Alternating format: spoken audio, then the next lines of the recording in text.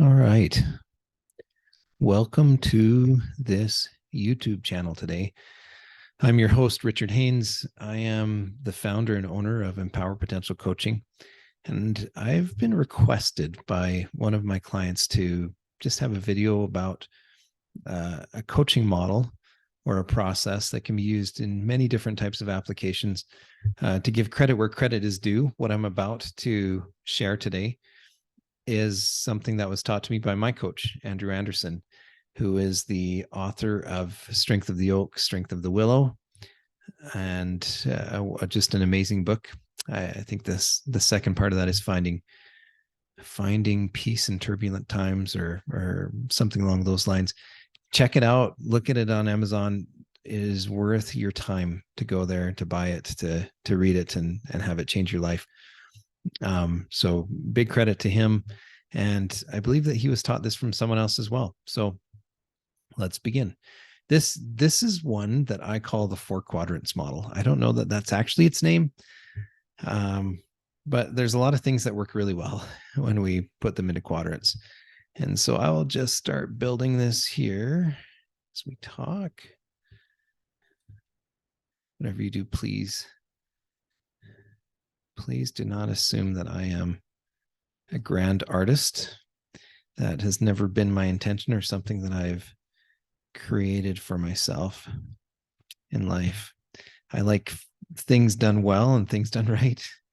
And artistry isn't something that I've mastered, but I do have friends who are excellent at it and certainly love to enjoy their talent.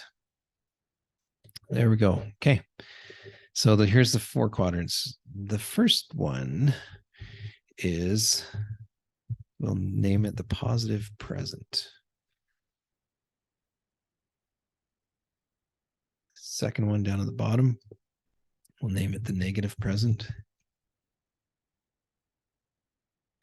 And the third one over here is the negative future. And then finally up top is the positive, you guessed it, future. So here's how this works. Most of us, as we go through life, has this mechanism. It's a term in psychology called cognitive dissonance that happens. And that is, I should probably look up the definition for that before I quote you. I'll tell you Richard's definition, and then I'll tell you the actual definition of it. But cognitive dissonance is when we distort reality a little bit in our mind to kind of bring us back in our mind to homeostasis.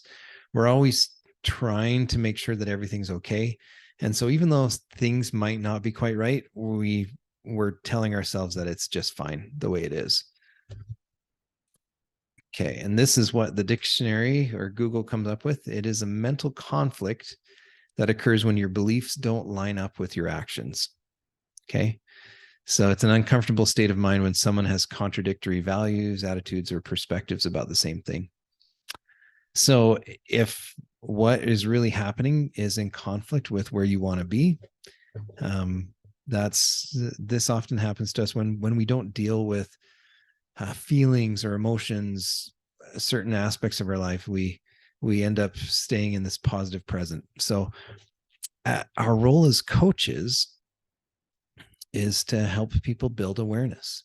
That is probably the number one role, the number one place where I have found people can draw power is understanding what is real. So if you have someone who's in the positive present, but really whatever it is, their life, whatever part of their life, their business is not that great, our role is to take them down into the negative present so that they can become aware of what is real. Again, we're building awareness, because without awareness, there's just no chance to be able to change unless we can see things as close to as they are. I mean, there's always going to be spin. There's always going to be interpretation of what is real. But unless we can see that the right way, we're not going to be able to make the changes that we need. And so we ask questions like, well, what's happening in your life? How did that feel? And what is that doing for you now? And tell me more about whatever it is.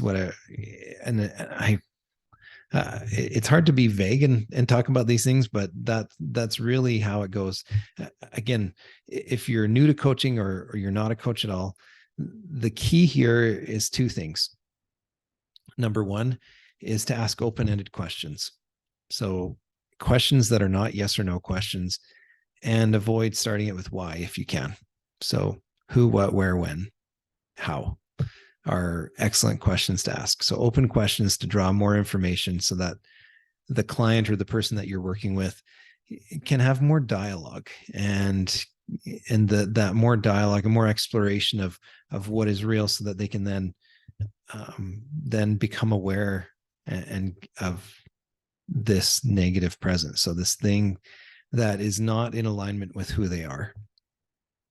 After you bring them into this spot and you get them to explore it a little bit, the next thing to do is to bring them over into this negative future quadrant. So you come from the negative present to the negative future. And if you're like me, if you're being taught this for the first time, you might think, well, how do I do that? How do I take someone into the negative future? Do I want to do that? Isn't that kind of cruel? No, it's not cruel, because we want to build this case within people so that they have a desire to change. And it's not that we're telling them what it is that they need to change to. That's not what's important. What's important is that they have this desire to shift out of this negative state, instead of just kind of flipping back and telling themselves that it's all okay. So how do you get them from negative present to the negative future? Ask them questions like, what's it going to be like if this doesn't change? Or how is this going to affect your life if it continues this way? And get them to really explore this, because this part of getting them into this negative future then becomes a driver for change. It becomes this desire, like, oh my goodness, like if I had this, another great question is, if you had this in 1 year, what's that going to be like? Because most people don't think about that. And that's why they go back from the negative present to the positive present, is they think, well, it's just going to go away. That's the quickest way to make it go away. And of course, we all know the definition of insanity, that if you keep doing the same things over and over and expecting different results, that's what it is. And so we want to be able to help them see that if they keep doing the same things over and over, it's likely, they're very, very likely they're going to have some negative future, unless some random event comes along and changes their life immensely. And we do hear some of those stories at times, but they're pretty rare. So coming out into the negative future, asking those questions, get them to really think about that, to really be there for a little bit, so that they're, and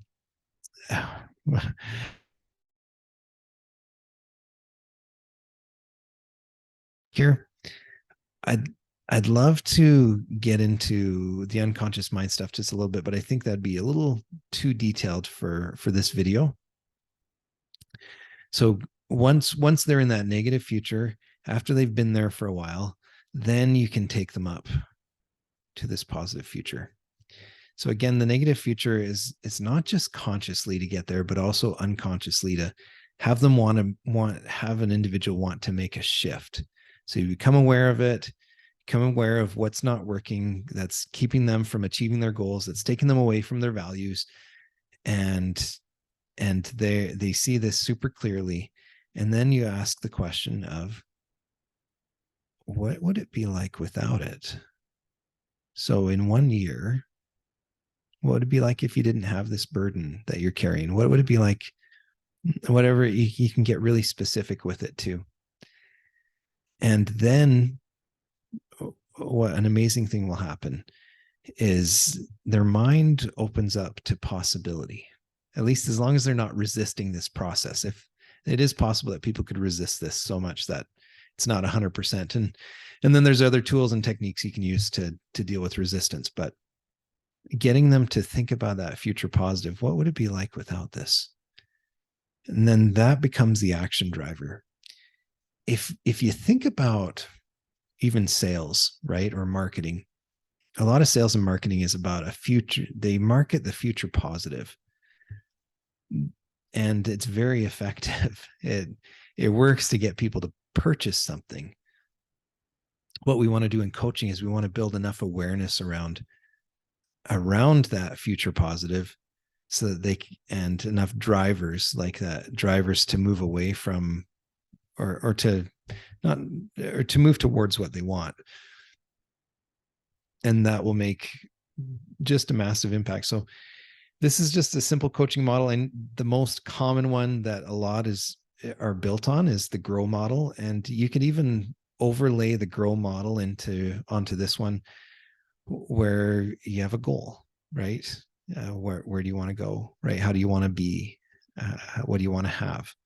And then the R stands for reality. What is real? So you're bringing them down into that negative present, right? And then what opportunities do you have?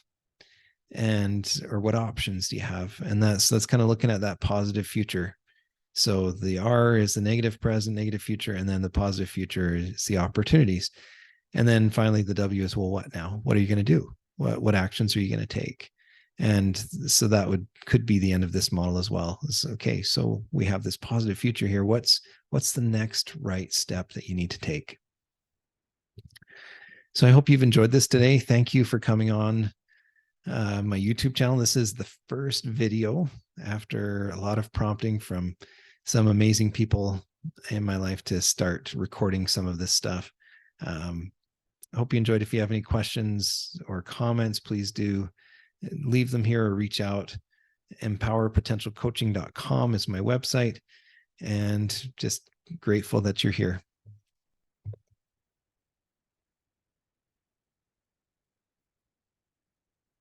Okay, and let's end this recording before you're waiting too long.